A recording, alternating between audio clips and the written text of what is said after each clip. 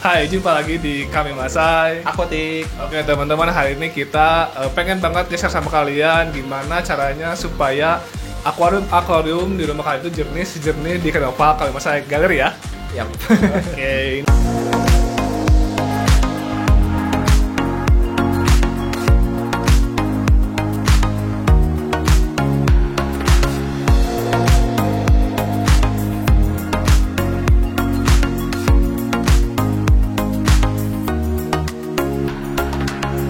A few moments later. Sebelumnya kita pengen ceritain dulu sama teman-teman sebenarnya filter itu fungsinya apa aja sih dan kenapa sih harus difilter gitu? Filter itu ya perlu banget ya. Soalnya kalau nggak ada filter dia air itu akan jenuh. Jadi air istilahnya apa ya? Nggak matang ya. Jadi ikan juga jadi apa? Lama kelamaan akan jenuh ya, akan apa? Banyak bakteri-bakteri yang apa? Utamanya bakteri-bakteri pengurai yang akan mati. Oh, jadi ngaruh ya buat ikan itu teh bakteri Iya, itu teh. bakteri pengaruh. Kalau bakteri itu mati, jadi kotoran ikan nggak akan terurai. Yang maka itu jadi si air jadi banyak amonia dan ya timbulnya itu sudden death itu mati gara-gara Iya. amoniak blooming. Oh, jadi kalau bakteri di akuarium itu justru bagus ya? Bagus, ada yang bagusnya, ada yang jeleknya ya. Oh, iya. Sama ya kayak di tubuh kita juga ada bakteri baik, ada bakteri jahat kayak gitu. Iya. Yang diperluin itu di akuarium yaitu gara-gara adanya filter itu ya untuk menghidupkan ekosistem bakteri baiknya. Gitu. Jadi sesuai dengan ekosistem yang asli di ikannya itu sendiri Ya, ya. seperti di alam juga kan kayak gitu ya. Ada bakterinya terus bukan filter ya, kalau di sana filter alam ya. Ya, filter alam. Gara ada banyak tanaman, ada ya itu juga ngaruh kan. Ngaruh di ekosistem di sungai kayak gitu. Iya. Coba kan kalau di kita kan akuarium, jadi sebisa mungkin filtrasinya mirip-mirip, jadi hasilnya sama kayak di ekosistem aslinya gitu kan. Betul, diusahain Kayak harus. gitu. Ya, sama lah ya. Nah, ada juga yang nanya di kolom komentar, jernih banget akuariumnya. Nah, dia Kami Masai Galeri pakai apa aja sih jenis-jenis yang dipakai di sini filternya gitu. Untuk filter di kita itu ada kayak filter spon ya. Terus kemudian ada filter talang. Terus kalau untuk kolam biasanya kita pakai chamber besar gitu kayak drum ya. Oh, Ya, chamber drum. gimana? Nanti kita bisa ini ya. Ya gitu. Dimasukin ya filternya kayak biologis, mekanik kayak gitu. Oh, jadi besar banget berarti chambernya atau gimana? Ya, untuk kolam ya ukurannya besar. Soalnya kan menyesuaikan sama ukuran kolamnya juga. Oh iya ya, karena populasi ikan juga ya. Oke. Nah, kalau di sini jadi pakai apa aja? Yang di akuariumnya berarti pakai apa? Kalau di akuarium kita pakai dua jenis ya, kayak spon filter, kemudian pakai filter talang. Kalau spon filter kayak gimana? Ada contohnya? Spon filter tuh kayak gini nih ya, Ini yang kayak gini.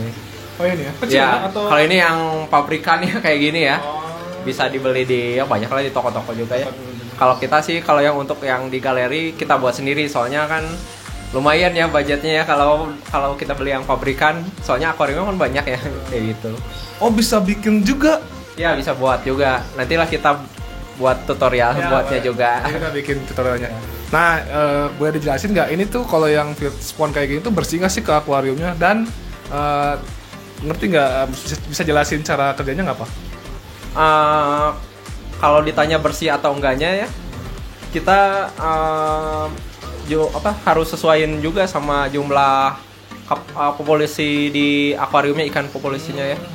Kalau populasinya padat, kemudian akuariumnya kecil ya, apalagi kecil ya, pakai filter spon kayak gini mungkin agak kurang Cocok ya? efektif, Ya. kurang efektif. Jadi kalau misalnya ukuran akuariumnya kecil, kemudian ikannya padat banget ya, apalagi ukuran ikannya besar-besar, bisa pakai pakai powerhead yang filter gantung gitu bisa, atau talang lah, paling bagus talang sih sebenarnya ya. Kalau ya padat itu ya, padatannya tinggi. Kalau kayak gini biasanya cocoknya untuk ikan-ikan yang relatif kecil, Bun. Banyak tapi kecil ya. Biasanya pakai kayak gini. Ini masih aman ya pakai ini ya? Betul. Selain kan kalau pakai spon itu hemat listrik ya. Ya. Iya, oh iya juga ya, benar ya. Pakai blower satu kita bisa sebarin ke beberapa akuarium kayak gitu. Biasanya dipakai untuk para breeder ikan biasanya pakainya lebih dominan pakai yang kayak gini ya. Gitu. Kecuali di akuarium yang padat ya tadi pakai filter talang atau pakai filter atas ya, top filter. Jadi pakai top filter kalau misalkan populasinya besar. Ya. Tapi ini masih aman ya kalau misalkan kayak Guppy, terus Galaxy Rasbora, terus Kubotai, dan lain-lain itu masih aman. Betul. Ya. Aman banget pakai yang kayak gini aja sih cukup ya. Kalau ikan-ikan Rasbora, ikan-ikan kecil cukup pakai ini. Dan itu tersedia di toko akuarium manapun ya. Banyak banget betul. Banyak banget ikan yang kayak gini. Oke, nah tadi yang ini kan udah jelasin ya, yang sponge filter ini cocoknya buat di yang ikan-ikan kecil ya. Lebih schooling ya, gitu. Harus pakai ini juga, pakai ini apa namanya? Pakai aerator di atasnya kan ya. Oh, pakai aerator ya, iya pasti. Nggak asal cemplungin gini nggak akan fungsi juga. Fungsi ya. Harus pakai tambahan itu lagi, pakai aerator. Oh, jangan lupa sama aeratornya. Iya, harus pakai. Satu paket. Nah, kalau yang akuarium besar kan kayak kita kan di sini ada juga kan dari Sony, terus ada juga Palmas, Bibas gitu kan. Yang predatoran yang besar. Nah, di kapal Kalimasa di sini kan pakainya filter yang di atas ya. Apa namanya? Iya, pakai top filter bisa atau pakai filter talang bisa. Nah, itu kan bersih-bersih kan ya? Iya. Jadi banget itu kan. Karena kan kita ketahui untuk kotoran yang besar, ikan yang besar kan pasti banyak kan, gede-gede kan ya. Nah, itu bisa jernih kenapa itu? Sebenarnya mindset ya itu ya. Biasanya ukuran kotoran besar-besar gitu. Gimana caranya biar kesedot sih kotoran besar? Padahal bukan itu sih sebenarnya ya. Ya itu tadi harus balik lagi ke ekosistemnya. Jadi kita harus pelihara air dulu, benar itu. Jadi di air itu kita harus ada ya bakteri baik itu. Bakterinya bisa kita kalau misalnya pengen cepet bisa pakai bakteri starter ya. Oh, ada bakteri starter ya? Iya betul, pakai bakteri starter. Jadi kita ya menyerupai di alamnya. Jadi kita ada filternya biologis, terus ke mekanik, terus bisa pakai kimia juga. Tapi kalau di kita nggak pakai ya. Kayak karbon aktif itu kayaknya kita nggak pakai. Soalnya kenapa nggak dipakai? Ada batas waktunya soalnya sih. Oh, ya kalau nggak salah kalau udah setahun lebih mungkin ya, dia ngelepasin zat-zat yang dia udah serap, jadi malah jadi racun. Ya gitu. Jadi kita cuma pakai biologi sama mekanika aja sih. Oh gitu. Jadi di sini top filternya berarti pakai biologi sama mekanik aja ya. Iya. Nah, boleh nggak dikasih tahu sama teman-teman apa aja gitu isinya? Kalau kayak kayak top filter ya, top filter mah cuma pakai biologis aja ya. Soalnya chambernya kan cuma satu gitu ya. Jadi cuman nyaring air yang diserap pakai pakai kapas ya. Kayak gitu doang. Kalau kayak filter talang ya seperti yang di belakang ini nih. Itu biasanya ada 4 chamber ya. Biasanya kalau kita di chamber pertama itu biasanya ya pakai biologis dulu. Kayak kapas kayak gitu.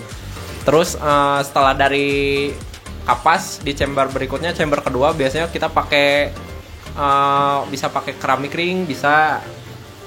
Terus di chamber ketiganya pakai biobol. Kalau kita pakai biobol terus pakai apa sih yang gerigi-gerigi itu teh kayak jengkol. Jadi lapar tuh. Jadi lapar kalau ngomong jengkol teman-teman. Apa bisa nyebutnya itu jengkol. Ya itulah pokoknya itu. Kalau ada yang tahu terus kalau komentar ya. Terus chamber berikutnya bisa juga pakai batu apung bisa. Batu apung emang ada ya? Ya, itu kan bisa sarang bakteri juga. Soalnya permukaannya kan banyak pori lah. Jadi biasanya itu bisa jadi rumah bakteri bagus. Oh gitu. Ya, batu apung. Jadi pakai batu apung bisa. Ya udah langsung output keluar airnya ke akuarium. Iya. Nah, oh gitu ya. Nah, untuk makan berapa waktu lama tuh supaya airnya tuh udah mulai ekosistemnya jalan itu? Setelah semua filternya udah ada nih ya, biobol udah ada, terus kapas udah gitu kan, batu apung berarti udah kan. Baru pertama setup ya? Ya baru pertama setup itu berapa lama sih supaya ekosistemnya itu udah mulai berjalan gitu? Berjalan. Kalau kita pakai bakteri starter sih 2 mingguan itu udah lumayan jalan ya. Cepet ya maksudnya? Iya lebih cepat. Kalau misalnya nggak pakai ya bakteri starter sebulan lah ya.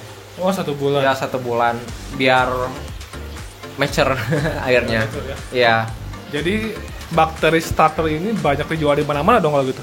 banyak banget kalau yang gitu. Merek juga banyak. Banyak Banyak banget. Betul. Nah, berarti kalau gitu kita mau membangun sebuah akuarium itu jangan langsung masukin ikan dong kalau gitu. Atau gimana? Atau nunggu sampai mature dulu mending? Bagusnya gitu sih ya. Nunggu mature dulu ya. Seminggu lah ya, boleh lah. Seperti itu sih harusnya. Oke, nah jadi tadi kan udah jelasin teman-teman ya filternya seperti apa aja yang dipakai di Nova Kamemasai. Ada spon filter, ada filter top filter sama talang ya. Ya, Itu sama chamber yang gede itu. Ya, sama chamber yang besar ya. Nah, jadi kalau menurut Nova sendiri di Kamemasai Aquatic ini menurut Nova ya, yang paling bersih itu pakai filter apa?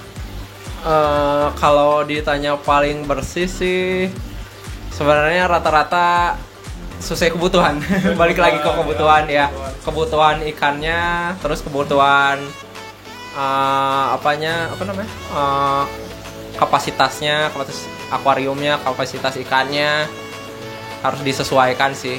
Jadi kalau ukuran akuariumnya kecil, kalau pakai talang yang besar kan aneh juga ya. Atau apalagi pakai chamber yang besar ya. Oh iya. Aneh juga ya. Jadi disesuaikan juga sama filternya juga sih itu mah. Balik lagi ke kebutuhan. Balik lagi. Iya, kayak gitu.